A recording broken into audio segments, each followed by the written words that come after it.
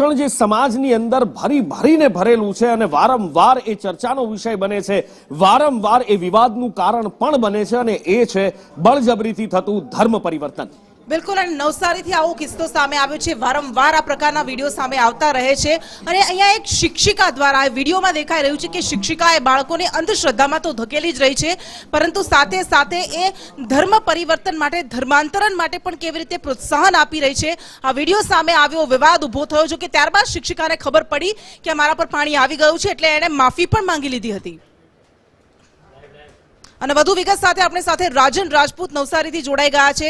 રાજન, વધુ એક સ્કૂલ ધર્માંતરણને કારણે વિવાદમાં આવી છે, શું કાર્યવાહી કરાઈ છે સ્કૂલ પર? जी बिल्कुल कृष्ण, आपने जણાવ્યું तो आ समग्र किस्सो जे छे ए धर्मांतरणनो फरी एकवार सामे आव्यो छे।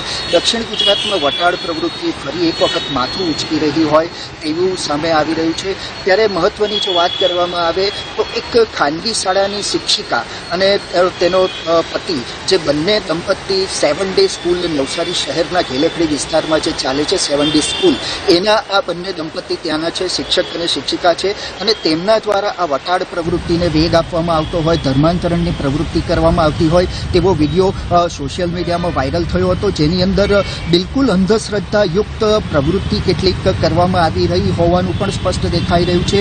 હિન્દુ ધર્મ વિરોધી નિવેદનો, હિન્દુ ધર્મના દેવી દેવતાઓને વખોડતા હોય તેવા શબ્દો પણ આ મહિલા જે છે એ બોલી રહી હતી। અને ત્યારબાદ આ સમગ્ર વિડીયો જ્યારે વાયરલ થયો ત્યારે આ મહિલા જે છે સરિતા, એણે સોશિયલ મીડિયામાં પોતાનો વિડીયો બનાવીને એક વાયરલ કર્યો હતો અને માફી હિન્દુ ધર્મના લોકોની માંગી હતી કે મારી ભૂલ થઈ ગઈ છે, પરંતુ તે પહેલાં તેણે આ ધર્માંતરણની પ્રવૃત્તિ કરી હતી તે વિડીયોની અંદર સ્પષ્ટ થયું છે। હવે સમગ્ર પ્રકરણની અંદર જ્યારે વિડીયો વાયરલ થયું છે ત્યારે નવસારી જિલ્લાના જે હિન્દુ સંગઠનો છે તે પણ મેદાનમાં આવ્યા છે અને હિન્દુ સંગઠનોએ આ દંપતી જે છે જે કથિત ધર્માંતરણની પ્રવૃત્તિમાં સંડોવાયું છે તેમની તાત્કાલિક ધરપકડ કરીને કાર્યવાહી કરવાની માંગ કરી છે। કૃષ્ણા જી બિલકુલ।